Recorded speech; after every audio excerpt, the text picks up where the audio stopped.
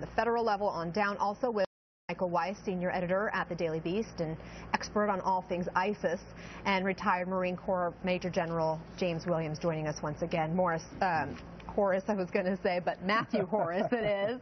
Trying to combine the two. Let's talk about what we know in this case. He had a recent DUI, but no other police record. He was not on a terror watch list. We do know he perhaps wrote a blog post a few days before this that embraced Islamic philosophies, traveled frequently to the Middle East.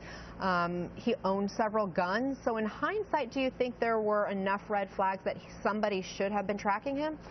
Possibly, but possibly not. And everything you just mentioned are elements of many people's lives in this country and may not cause law enforcement and intelligence agencies to rise to the level of placing them on watch lists. And in this case, they didn't. What does?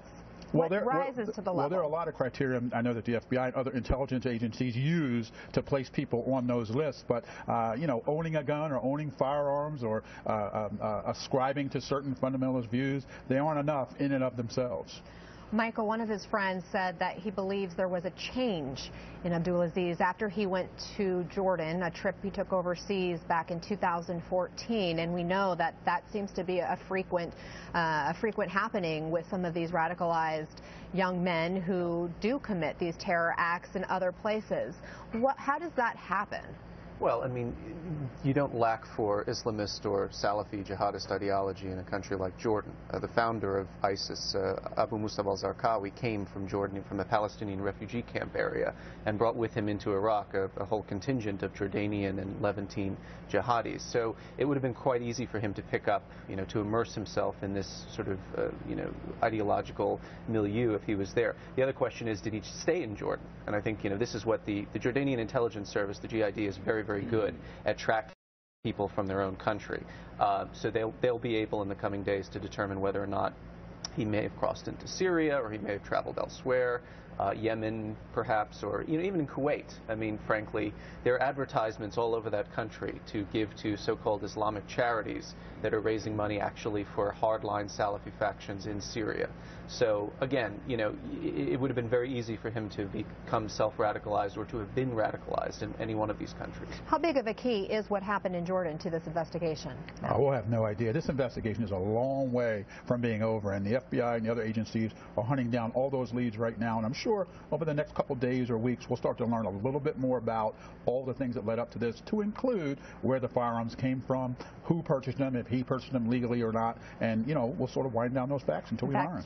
Just in the last half hour or so, we got an update from the FBI saying they are tracking some 200-plus leads right now as they continue their investigation. General Williams, I want to turn to you because it seems that we've arrived at a time in U.S. history now where U.S. service members are actually targets right here in America. Your thoughts?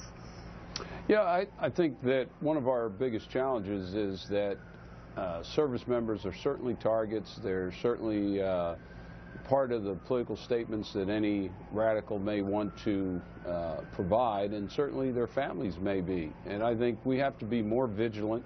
The families have to be more vigilant. They have to be aware of where they go, how they post information to social media. All these things provide opportunity for those who would do harm to us a vehicle so that they can get information. You know, for example, some people have the wherewithal on their social media to say, well, I'm leaving for vacation on such and such a day, or I'm going to be here, I'm going to be there. These types of things provide opportunities, targets of opportunity, if you will, for terrorists. And certainly, as your other guests have stated, you know, the investigation is long in this particular case because maybe there wasn't as much upfront history, and it's kind of like a 4,000-piece jigsaw puzzle. You're going to try to put the pieces together so that you can paint the picture and figure out what you have here and whether there are connections to other terrorist groups, you know, whether it's ISIS or Al-Qaeda or anybody else that may help this or may have helped this young man to be radicalized. Plus, you have to look at all the issues related to what was going on in this family, and were the neighbors, even though many of them said they were surprised by him doing this, that were there indications that somebody recognized and didn't say anything to authorities